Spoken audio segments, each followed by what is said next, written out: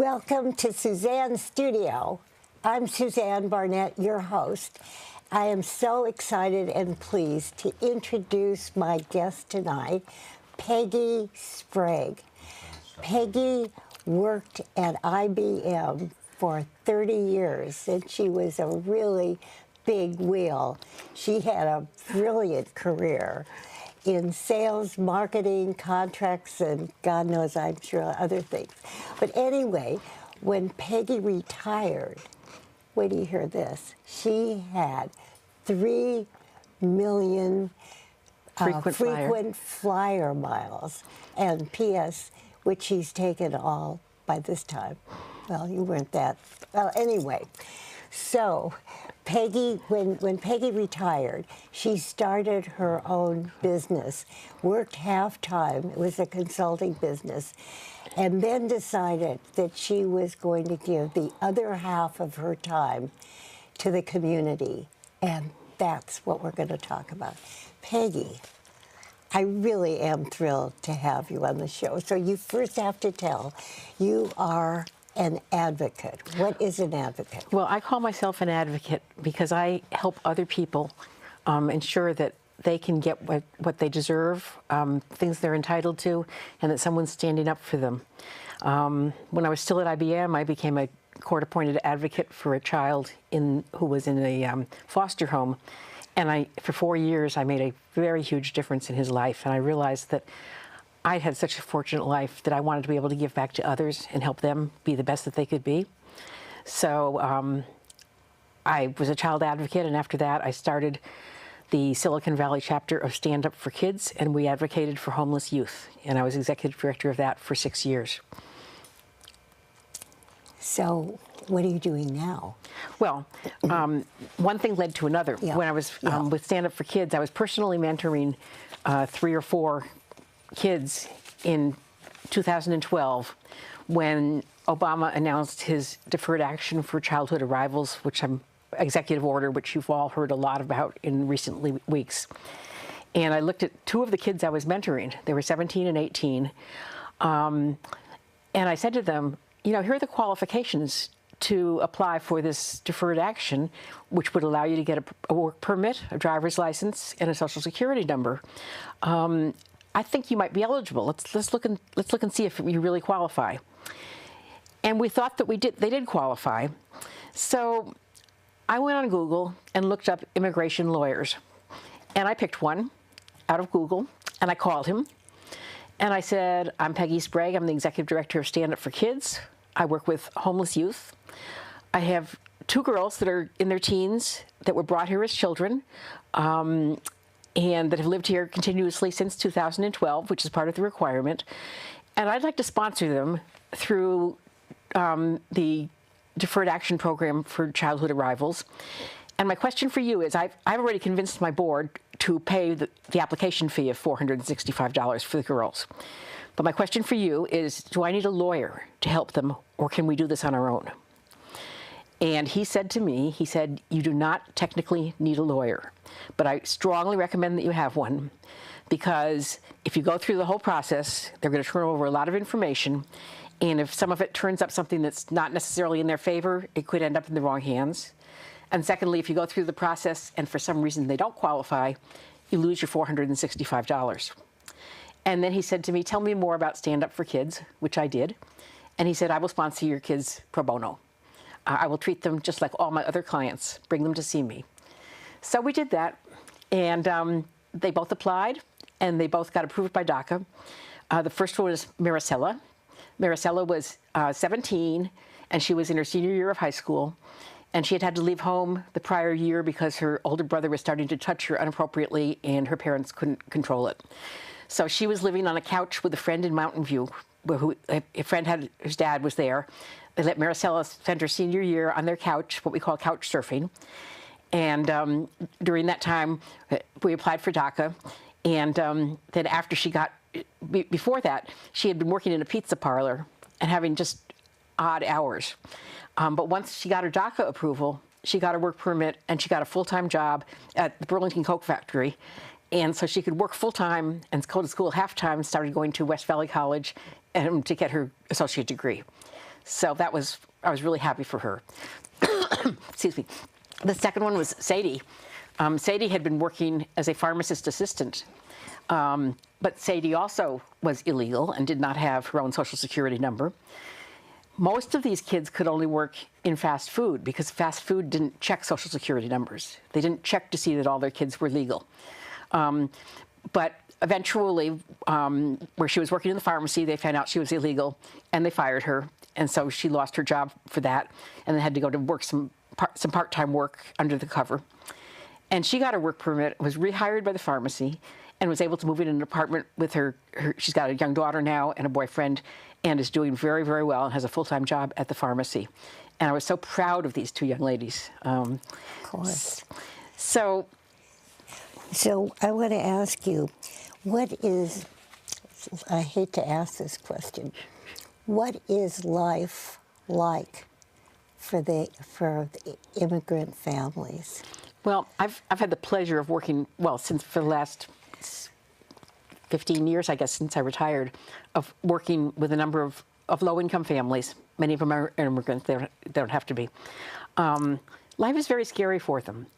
The immigrant families, especially the undocumented ones, they work very hard.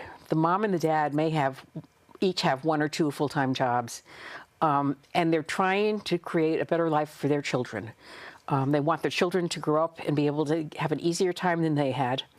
I've been to many of their homes, and their homes are small and modest, but clean, almost always completely clean. They've always had to worry about the fact that they were undocumented, and so they're afraid of certain things. When I started advocating for them, initially one example was a family was being illegally evicted without proper notice after living in an apartment for 5 years. And the Law Foundation helped me, which I know all the resources to help people. And they said, these people can go to court because this eviction is illegal, and they will win the case. And the family said to me, no, we're not going to court. We don't want to go anywhere near court. We're too afraid, right? Even though the law is on our side. So they didn't go to court, right? So where would they go? They ended up borrowing money from relatives instead and moving into another apartment because it was too scary, the idea of going to court. Yeah. So we advocated them for a number of ways. I had families with domestic violence situations, and I would take them to professionals in domestic violence, and they would provide tremendous help for them. I had parents whose kids were behind in school and needed either a new independent a learning plan or a revision. And in one case, the school principals, when I found out that a 10-year-old kid could not read English, I went to see the school principal. And she said, oh, that's very common with bilingual kids, right? They often have trouble reading English. And I said, that's not acceptable. I said, he's 10 years old. He's been in San Jose school since he was 5, and he needs to be evaluated. And they evaluated him and put a plan in place that helped him a lot. So you have some good stories. Oh, wonderful stories. I thought you were going to tell a lot of bad stories. No, I've loved working with these people. They are so appreciative. And you're such a positive person. Well, to tell about that red card. Okay, I'll get there in a minute. So after Stand Up for Kids, I finally burned myself out being executive director for a lot of years. And I needed a new opportunity. And I decided to go work with Sunday Friends, which is a nonprofit in San Jose. I was actually introduced to it by Raul Perales, who's a councilman in San Jose, who had been a volunteer for me in Stand Up for Kids before he was a councilman. And he said, Peggy, go to Sunday Friends, you'll love them. I went there, and I started doing volunteer work. They have a program every Sunday for 200 to 300 low-income family members that help the families improve and learn and earn things, which I'd love to tell you about, but that's another whole story. And I said, you've got a great program on Sundays, but who helps these families during the week? What happens when they have a legal issue, a medical issue, a mental health issue, an eviction issue, an issue of working with the schools, and they don't know how to do it? And because English is a second language, typically the immigrant parents speak almost only Spanish. They learn a little English, and the children are bilingual. but they can't navigate the resource network to know who to go for help.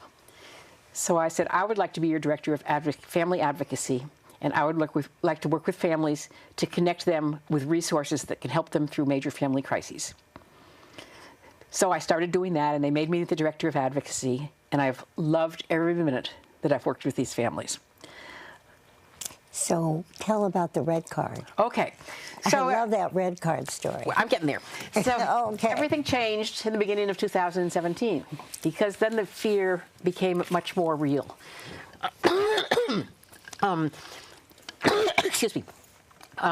That's when the Immigration and Customs Enforcement, ICE people, started doing active raids on immigrant families. What does ICE mean? ICE stands for Immigration and Customs Enforcement, okay?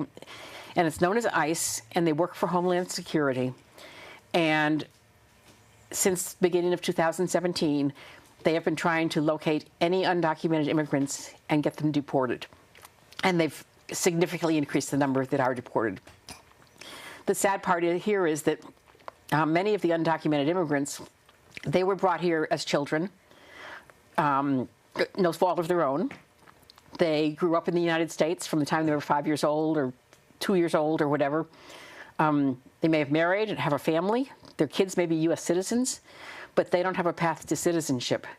So when ICE comes and detains them and deports them to Mexico, it's breaking up families. And the children may be left here with no parents, or the mother and children may be left here without a father. And I'm talking about families where the father was a wage earner, paid taxes, paid Social Security, raised his family, lived in the neighborhood next to you and me. Kids went to our school with our kids, and all of a sudden they are deported. And this is something that, of course, has been in the news a lot lately. But a lot of community has come together in the San Jose area. I say San Jose because that's where our Sunday Friends services are located, but we'll help anybody. In San Jose, many services have come together to help these people. One of the first things that we needed to do was teach them that they had rights. Even if you're not a citizen of the United States and you live here illegally, you still have rights under the United States Constitution. You have the right to remain silent if questioned. You have the right to refuse entry into your house unless there's a properly signed warrant. You have the right to not sign anything that people tell you to sign, right, without the advice of a lawyer. And so one of the first things we did was start running Know Your Rights seminars for the undocumented immigrants who were here. And there was quite a coalition of local services that did that. We worked with a number of organizations like Sacred Heart and like Catholic Charities and like the Chamber of Commerce, et cetera. And we started teaching Know Your Rights seminars. And then we created, actually the red card, this is the red card, and it's known as the Know Your Rights red card. And it's a two-sided card, and we give it to our families. On one side, it is in Spanish, and it reasserts what their rights are if someone comes to their house and asks questions. That you can remain silent, that you do not have to answer questions, you do not have to sign anything, you have the right to a lawyer. On the other side of the card, it's in English, and we tell them, hand this card to the people outside. And in the English side, it says, I choose to exercise my Fifth Amendment rights to remain silent. I choose not to answer your questions. I choose not to let you into my house unless you have a properly signed warrant with my name and address on it. And if you don't, please leave. And we have trained now many people in their rights and how these cards are used. But how many people know about that, Peggy? Hundreds. I mean, everybody we can reach, because there's probably a consortium of, I would say, at least 50 or 60 different community groups, agencies, nonprofits that are helping teach, are helping, educate the immigrants on what they can do, letting them know how to react, et cetera. Now, there's also something that was put together this year. There's an organization in San Jose, or San Jose area, called PACT. It stands for People Acting for the Community Together. And it's a consortium of some 60 or 70 churches and synagogues and places of worship. And they got together and they said, we need a hotline for these families. So if someone comes to their house we need a number that they can dial. So they put together a program. And the program, we hand this out to our families, and it says, protect our community. And if ICE or the police come to your house and start asking questions, call this 800 number. And this number is manned 24/7 by volunteers from all the different churches and agencies. And if they call that number, the person that answers the phone will do two things. The first one is it will tell them what to do, guide them how to act, what to say, whether to open the door, etc. But secondly, we have trained, all these organizations working together have trained hundreds of volunteers during the last year to be what we call fast responders. I've been trained as a fast responder. So when the call goes to the dispatch for the 800 number, the dispatcher immediately texts the volunteers that live in the area where the raid is. And it basically says there's a raid here, and the volunteers that can go, their job is to appear on the scene and text back, I'm on my way. We like to get at least 5 volunteers to the site of the raid. Our job is not to interfere. Our job is to document the raid, because we know that ICE officials use a lot of illegal tactics in these raids. So if we have properly documented the raid and they've done anything that's not by the book, it's not a valid arrest. Okay, so our job is to document the raid, not to cause any disruption. If an officer says, please stand back, step back and say, I've stood back. But document, keep notes, take videos, take pictures, and have the proof. So this is now in operation, and will continue to be so. So you have done so much in this. I didn't realize that you've done that much. Well, but that's why I wanted to have you here. No, it's such a wonderful thing, and Peggy, I have to tell the audience that you've had such a not just fascinating, but you've had such a fulfilling life, and now that you're retired, that you're really giving back to the community. Think of other people that could do it. I don't think many people could or would. Well, I think a lot of people would like to, but they don't know how to. I've just got to say that there was a tremendous collaboration of different organizations in the San Jose area. And back at the end of 2016, when things started to get scary, Sam Liccardo, the mayor of San Jose, came back and he wrote a letter to all the residents, and he said, we've got your back. He said, we love you in this community. We're going to protect you. We're not going to work with ICE and making immigration arrests. We're going to keep you safe so that you can keep, your contact with the neighborhood and the police, and we're here for you. And that was a really powerful letter, and he's kept his word on that. So I've been at meetings at City Hall and at the Civic Center and whatnot, and there are usually some of our councilmen there, et cetera, and they're working together with all the agencies. Is that answering the question about, is there a network of resources? Yes, there is a network of resources. That's your... Some of them are the nonprofits, yeah, right? Yeah. There's one called, there's PACT, which I mentioned, which is the people acting together for the community. Yeah. There's also Siren, which is Immigrant Rights and Education Network, and they teach classes in rights. They teach citizenship classes. They have clinics in how to apply for DACA. They have clinics in how to become a citizen. Yeah. They're just endless. We have resources from the legal community that are available to help us for free, and people can call them. And we've got all the agencies and government agencies and nonprofits that help with low-income families. What about the rest of the country? How are they doing? I can't say for certain. I get a lot of news. Some of these things actually started elsewhere. The hotline for the immediate responders was started not here, but I think it was started in, Boston and Portland or something like that. So there is a lot of communication around the country. We, of course, here have made a big point of being a sanctuary city or a sanctuary state, which basically means that we do not want our police force working with ICE agents to enforce immigration law. And that has become a huge issue with Washington and across the country. And it's not totally resolved for sure, but at this point, we are still maintaining that we're a sanctuary city here. So we do everything we can to keep that status. What do you think is the outcome of all of this? I hope that it's a path to citizenship for the DACA people. More importantly, I hope it's immigration reform is fine with me. I mean, I agree with that too, because we shouldn't have, just people continuing to come in illegally if there's not some reason. But a process for that where, I mean, the DACA kids they're exemplary. They've been through school or they've been in the armed services. They've got a clean criminal record, right? They're absolutely assets to the community. And we want to be able to keep those people here. What is DACA? DACA is the Deferred Action for Childhood Arrivals. That's what's had so much talk about recently from Washington, because it was implemented by an executive order by President Obama in 2012.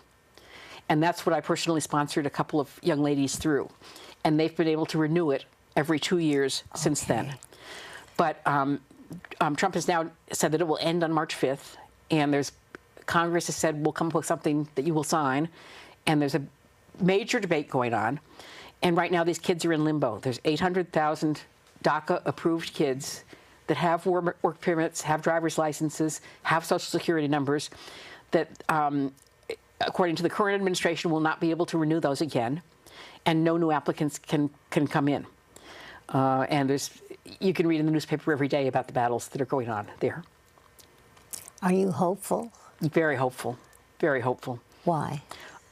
Most of the country is very behind DACA. Most of our communities are totally in support of our immigrant communities. In California, for example, if we lost the immigrant labor force, we'll have a major economic problem because of all the work that they do. They do a lot of low-level work that we don't have other people to do. And so, who's going to pick the crops? Who's going to do all that? And there's no answer to that. I believe that most of the country is behind helping our immigrants, and we just have to find a way to do it, because that's who we are. Give me your tired, you're poor. If someone wants to get in touch with you, because you have so much information, what about if we wouldn't give them your number, but we could give the number here? Would you want to speak to them? That just came to my mind. Oh, I'm happy to speak to anybody anytime. Okay. Oh, I'm always happy to speak to anybody. Okay. Yeah, we'll make that clear. I got to ask you this question. I get so touched by different things. I don't mean to, but how does it make you feel doing all this? It's the most important thing I've ever done. In your whole life? Yeah, I've had a great life. I've worked like hell, Yeah. But I've also had people that helped me along the way. And when I needed to make a decision or needed help with something, I found people to help me. And when I had time so that I could do what I wanted to do, I said, what I really want to do is help other people along, right? I want to reach out that hand and take them and help them change their lives. So, example, when I'm an advocate for someone, I don't just say, here's the resource that can help you. I say, I will take you down, and we're going to have a meeting with this agency. And I'm going to make sure that the right questions are asked and that the answers are understood and that we have a clear action plan so you know what to do from there. And then I'm not going to let you off the hook. I'm going to make you stand up for yourself, right? So I love doing that. That's what an advocate does. Well, you're sure an important person. Thank you. And you're at the forum, too. All we do is talk about the forum.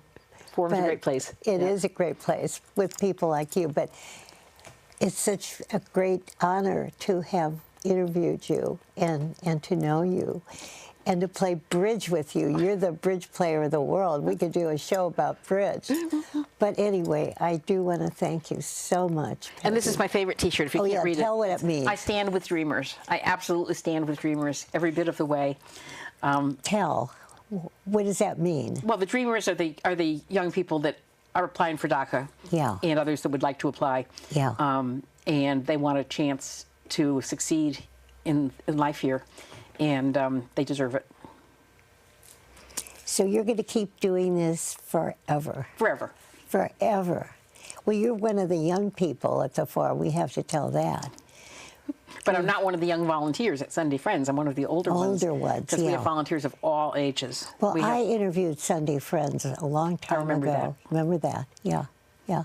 So maybe next time you'll come back on the show and tell us some more. Sure, anytime. I'd love that. Anytime. I want to thank you so much. And I mean, I wish you and the planet, you know, for this to continue, to really help as many people as we can, especially the immigrants. I guess one thing I too. didn't mention, if there's more time, I don't know Yeah, if there is yeah, or a not. couple of minutes. Well, one of the things that we do with families now, because they're so afraid of what's happening, is we help them put together a family plan for what if the worst case happens. Oh. So the worst case is mom and dad don't come home someday because they've been detained by immigration. And we've talked to family services, and we've talked to the Mexican consulate and all that. And they said the family really needs to put together a documented plan for what happens if they don't come home. Who do they want to take care of their kids? Where do the kids go to school? What's the information about the kids, et cetera? And when we talk to family services, they say, you know, if we inherit some immigrant kids because the parents have been taken away, our number one choice is to do what the parents want done, which could be they want to go to Aunt. I got to stop. Now you have to come back and tell us the rest of that. Okay. And I want to thank my wonderful crew. And we've got one special person back, Jim Seawright. Yay. And of course, this is so important. I want to thank our viewers for watching. And I can't wait to see you next time. Bye-bye.